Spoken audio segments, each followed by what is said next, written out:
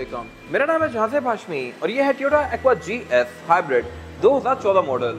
ये एक्वा की first generation ही है और ये गाड़ी GS वर्जन है जो कि किसी भी एक्वा से बहुत डिफरेंट होती है। ये स्पोर्टियर वर्जन है, फीचर्स गाड़ी में मैक्सिमम आते हैं। लुक्स के लिहाज से ये गाड़ी किसी भी एक्वा से बहुत बेहतर है, काफ़ी एग्रेसिव है और इसके अलावा इसमें और भी ऐसी बहुत सारी चीज़ें आती हैं जो कि इस गाड़ी को टोटली वर्थ इट बनाती हैं। ये सब मैं कवर करूंगा इस रिव्यू में। फिलहाल अगर बात की जाए इस गाड़ी की प्राइस की तो इसकी डिमांड 60 लाख रुपए है। ये गाड़ी 14 मॉडल है, 18 इंपोर्ट है और 60 लाख की है और सेकंड मॉडल स्पोर्ट के पास अवेलेबल है। पेंट के लिहाज से ये टोटल जेन्युइन है। अगर आपने इसके बारे में कोई इन्फॉर्मेशन लेनी है तो आप इस दिए गए नंबर पर कॉल कर सकते हैं या फिर आप सेकंड मॉडल स्पोर्ट को विजिट कर सकते हैं जो कि रावलपिंडी में DH2 के गेट 1 के ऑपोजिट लोकेटेड है। सेकंड मॉडल की टोटल 2 ब्रांचेस हैं, एक रावलपिंडी में मरी रोड पे और फिर एक रावलपिंडी में ये वाली ब्रांच।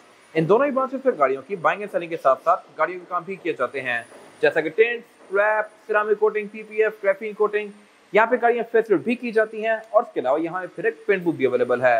तो गाड़ियों की modification, buying and selling, car care या किसी भी तरह के काम के लिए Cycle Motors and Cycle Motorsports is the place. Overall it's a great Aqua and today I am going to review it.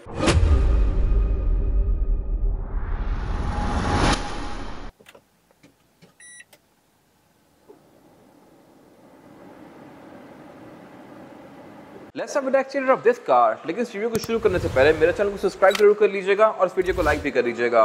मैं रोज ही इस तरह की लग्जरियस कार के वीडियोस लेके आता रहता हूँ।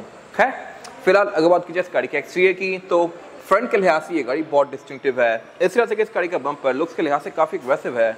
देखने में लगता है कि ये गाड़ी लेक्सस फैमिली से बिलोंग करती है क्योंकि लेक्सस की कार्स में इतनी बड़ी ग्रिल्स आती होती हैं, लेकिन ये गाड़ी क्योंकि top of the line version है तो इसमें ग्रिल लेक्सस की तरह ही बड़ी लग्जरियस दी गई है। यहाँ पे काफी सारा क्रोम दिया गया है और इसके अलावा टोयोटा की अब नई कार्स में इस तरह ग्रिल्स आ रही हैं जबकि एक्वा में टप पहले दे दी गई थी टॉप ऑफ लाइन वर्जन के अंदर। इसके अलावा ये एक्वा की फर्स्ट शेप है जिस पर लॉन्च की गई थी। इसके बाद इस गाड़ी को 2 बार फेसलिफ्ट किया गया। मैंने इसके नए वाले फेसलिफ्ट्स के रिव्यू ऑलरेडी किए हुए हैं और इसके अलावा मैंने इसकी नई शेप जो कि 2021 के बाद आई थी उसका रिव्यू भी किया हुआ है जो कि आप जाके मेरे पेज पे देख सकते हैं। फिलहाल अगर बात की जाए इसके फीचर्स की तो इसमें यहाँ पे फॉग लैंप भी दिए गए हैं नीचे LED में, ऊपर यहाँ पे इंडिकेटर आते हैं इसके अलग से, जबकि सिंपल एक्वास में ये हेडलाइट के अंदर ही दिया गया होता है इसका इंडिकेटर। इसमें वो एरिया बंद है GS में और इंडिकेटर यहाँ पे अलग से दिया गया है। फिर इसके अलावा इसकी ग्रिल में काफ़ी सारा क्रोम दिया गया है और इसमें नीचे DRL भी आती है जो कि इतना पहले एक काफ़ी लग्जरियस चीज़ समझी जाती थी।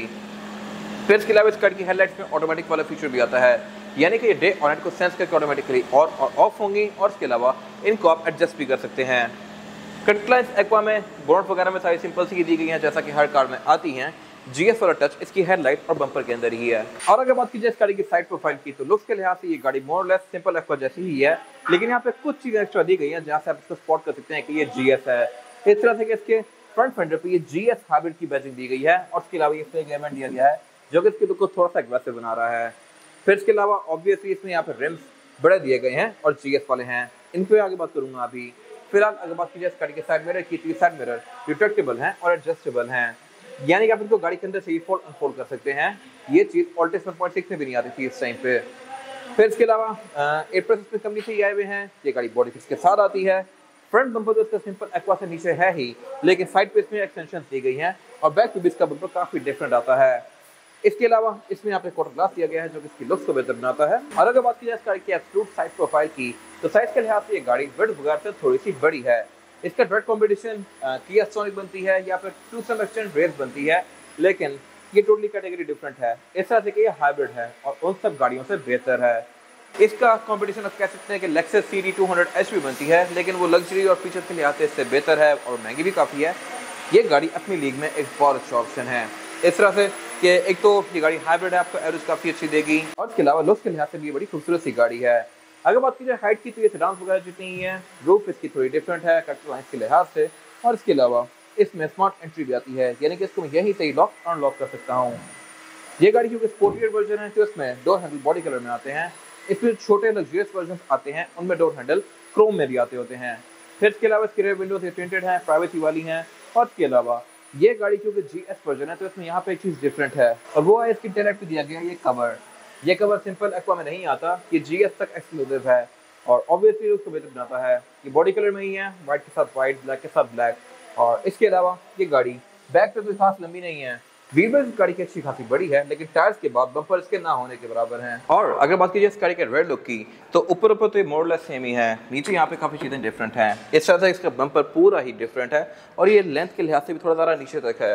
फिर इसमें क्रोम की फ्रिल्स काफी सारी दी गई हैं जो कि इसकी लुक्स को बेहतर बना रही हैं, लेकिन ये गाड़ी पार्किंग सेंसर्स ऑफर नहीं करती, जो कि हो रहा था मेरे ख्याल से अच्छी बात थी।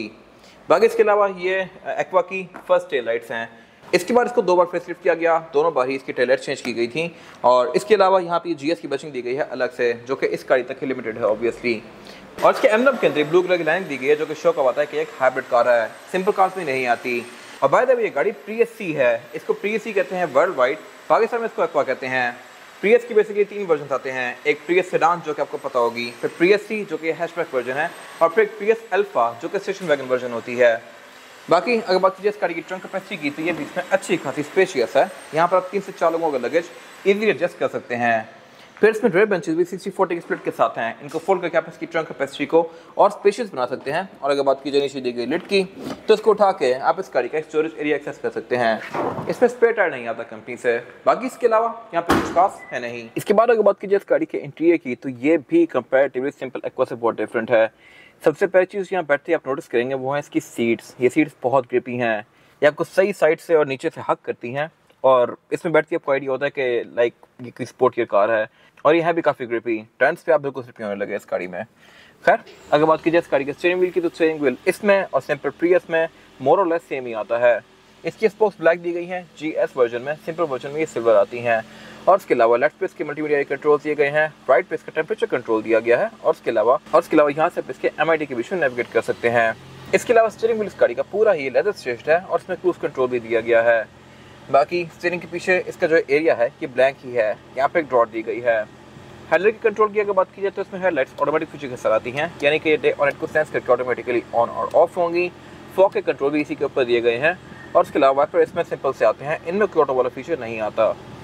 फिर इसके अलावा अगर बात कीजिए इस गाड़ी के मीटर की, तो मीटर इसका डैशबोर्ड के सेंटर में दिया गया है प्रियस वगैरह की तरह, और ये मीटर है बेसिकली ग्रीन से कलर में। फेसलिफ्ट के बाद इसको वाइट कर दिया गया था। ये स्पीडोमीटर है डिजिटल, और इसके अलावा यहाँ पे गाड़ी आपको हाइब्रिड की सेट भी शो करवाती है कि ये गाड़ी कब चार्ज हो रही है, कब बैटरी पे है, कब पावर मोड में है। फिर इसके अलावा यहाँ पे इसके ड्राइविंग मोड्स भी शो होते हैं आपको। और इसके अलावा बाकी जो डैशबोर्ड है इसका पूरा ही चीप प्लास्टिक की फिनिश पे है, बट ये एक इकोनॉमी सेक्टर की कार है, तो इसमें बिल्ड क्वालिटी डैशबोर्ड की कोई बहुत सारा मैटर नहीं करती। GS में थोड़ी लग्जरियस फील देने के लिए डैशबोर्ड का जो फ्रंट वाला एरिया है इस पे लेदर दिया गया है। इस पे स्टिचिंग दी गई है वाइट कलर की, जो कि लुक को बेहतर बना रही है ऑब्वियसली। और इसके अलावा एयरवेंट इसमें टोटल 4 ही आते हैं। नीचे पर मल्टीमीडिया स्क्रीन दी गई है, जो कि एंड्रॉइड पैनल लगा हुआ है स्पेसिफिक कार में, और उससे नीचे इसका क्लाइमेट कंट्रोल दिया गया है, जो कि ऑटोमेटिक है GS वर्जन में। सिंपल वर्जन में क्लाइमेट कंट्रोल बेसिक से आता है। फिर इसके अलावा उससे नीचे इसका एक स्टोरेज एरिया दिया गया है, 2 कप होल्डर्स दिए गए हैं, और इसके अलावा गेयर सेलेक्टर दिया गया है। इसमें जो गेयर सिलेक्शन है वो है P, R and D और B की। B मीन्स ब्रेकिंग, बाकी सारे गेयर्स नॉर्मल हैं। इसके अलावा हैंड ब्रेक इसमें लेफ्ट साइड पे आती है, और नीचे यहाँ पे इसके ड्राइविंग मोड्स दिए गए हैं, इको मोड, EV मोड। और EV मोड में इस गाड़ी को आप 60 की स्पीड तक बैटरी से चला सकते हैं। फिर यहाँ पे एक LED बीम का बटन दिया गया है, आई एम नॉट श्योर ये क्या है। अगर आपको इसके बारे में पता है तो कमेंट सेक्शन में मेंशन कीजिएगा। फिर इसके अलावा GS में प्रॉपर सेंटर कंसोल आता है, ये एक और मेरे ख्याल से बड़ी ज़बरदस्त चीज़ है। एक्वा वैसे बेसिक वर्जन के अंदर ये सेंटर कंसोल ऑफर नहीं करती, बेसिक या किसी वर्जन के अंदर, लेकिन ये गाड़ी क्योंकि टॉप एंड ट्रिम से भी एक ऊपर की ट्रिम है, तो इसमें ये प्रॉपर सीट्स के मटेरियल का सेंटर कंसोल दिया गया है। इसमें भी सेम स्टिचिंग दी गई है जैसा कि सीट्स में आती है, और कैपेसिटी के लिहाज से भी ये डिसेंट है। इसको अगर आप रिमूव करना चाहें तो वो भी कर सकते हैं, लेकिन ये प्रॉपर गाड़ी के प्लास्टिक के साथ, मैचिंग प्लास्टिक के साथ बनाया गया है, तो इसको देख के आपको कहीं से भी नहीं लगेगा कि ये कोई अलग से चीज़ लगी हुई है, ये लिटरली एक गाड़ी का पार्ट ही है। फिर अगर बात कीजिए इस गाड़ी की सीट्स की, तो सीट्स इसमें GS वाली हैं। सीट्स में GS के टैग्स दिए गए हैं, और इसके अलावा सेंटर में इसके एल्कंटारा दिया हुआ है, और साइड्स पे लेदर की ग्रिप्स दी गई हैं। एल्कंटारा आपको स्वेटिंग नहीं होने देगा और ग्रिप भी काफ़ी होता है, और इसके अलावा लेदर इसकी लुक्स को बेहतर बनाता है।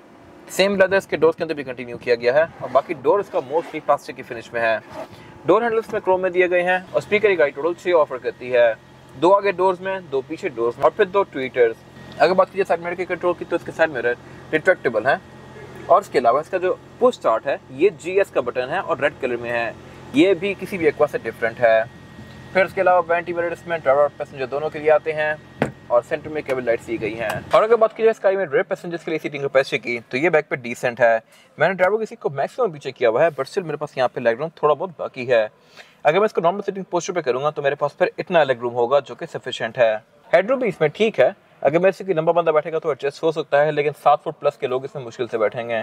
फिर इसके अलावा बैक पे गाड़ी फ्लोर पर फ्लैट ऑफर करती है, जो कि एक अच्छी चीज़ है। कंफर्टेबली इसमें बैक पे 2 ही लोग बैठ सकते हैं, लेकिन 3 लोग आना चाहें तो आ जाएंगे।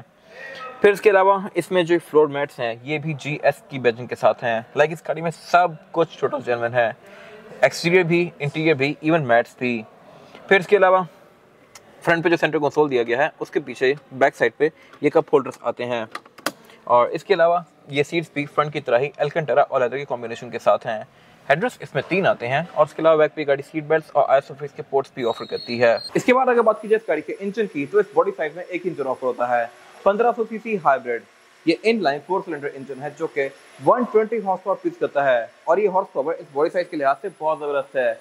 इस तरह से कि 120 हॉर्स पावर यूजुअली 16 सीसी गाड़ियों के होते हैं, और 16 सीसी गाड़ियाँ ऑल्टिस 1.6 या फिर इस तरह की गाड़ियाँ होती हैं सिटी वगैरह, और उन गाड़ियों में डिग्गी भी आती है। साइज के लिहाज से वो इससे बड़ी होती हैं, उनका वेट भी ज़्यादा होता है, बट हॉर्स पावर इतने ही होते हैं। जबकि इस गाड़ी में सेम हॉर्स पावर के साथ साथ इलेक्ट्रिक मोटर भी दी गई है। तो इनिशियल लॉन्च के लिहाज से ये गाड़ी अच्छी खासी तेज है as compare to other cars of this category. इसी कैटेगरी में सोनिक भी लाइक करती है, लेकिन ये गाड़ी उससे हर लिहाज से बहुत बेहतर है। हाइब्रिड होने की वजह से इसकी एवरेज भी अच्छी है, और इसके अलावा एक्सीलरेशन इस गाड़ी की 1800 सीसी गाड़ियों के बराबर है। अगर बात की जाए एवरेज की, तो ये गाड़ी आपको आराम से 20 तक की एवरेज दे सकती है, डिपेंडिंग अपॉन ड्राइविंग पैटर्न, अगर आप इसको प्यार से चलाएं तो। बाकी अगर बात की जाए इस गाड़ी के इंजन बे की, तो इंजन बे में राइट पे इसका इंजन दिया गया है, नीचे ट्रांसमिशन दी गई है जो कि ECVT है यहाँ लेफ्ट साइड पे, और उसी ट्रांसमिशन के ऊपर इसकी इलेक्ट्रिक मोटर माउंटेड है जिसपे हाइब्रिड सिनर्जी ड्राइव की बैजिंग दी गई है। इंजन बेस का काफी टाइटली पैक्ड है। बाकी बोनट के अंदर इसकी इंसुलेशन आती है, बोनट ओपन इसका स्टैंड से होता है, और इसके अलावा यहाँ पे कुछ खास है नहीं। इसके बाद अगर बात की जाए इस गाड़ी के टायर साइज की, तो आपका GS में जो टायर साइज आता है ये है 205, 45 और 17। इसमें 17 इंचेस का रिम दिया गया है, जो कि लुक्स के लिहाज से बहुत ज़बरदस्त है और इससे स्पोर्टियर लगता है। इसकी स्पोक्स काफ़ी पतली पतली दी गई हैं, और ये डुअल कॉम्बिनेशन में है, एल्यूमिनियम और ग्लॉस ब्लैक के। सेंटर कैप इसमें GS के दिए गए हैं, और इसके अलावा इसके टायर की प्रोफाइल ये सिर्फ 45 है, तो ये एक लो प्रोफाइल टायर लगता है देखने में। बाकी इसके अलावा इसमें फ्रंट पे डिस्क ब्रेक आती है, बैक पे ड्रम ब्रेक्स आती हैं। इसमें फिर ABS, ट्रैक्शन कंट्रोल और ड्राइविंग मोड्स भी आते हैं, जो कि इस गाड़ी को बेहतर बनाते हैं। बाकी इसके अलावा इसके टायर और बॉडी का जो गैप है ये भी काफ़ी कम है as compare to simple Aquas, जिससे इसकी लुक और भी बेहतर आ रही है। ये था आज का रिव्यू। अगर आपको ये रिव्यू पसंद आया है तो इस वीडियो को लाइक कीजिए, मेरे चैनल को सब्सक्राइब कीजिए, और अगर आपके पास इस गाड़ी से रिलेटेड कोई भी राय है तो उसको कमेंट सेक्शन में शेयर जरूर कीजिएगा, ताकि वो लोग जो ये गाड़ी लेने वाले हैं वो आपकी राय से फ़ायदा उठा सकें। अपना ख्याल रखिएगा। Thank you.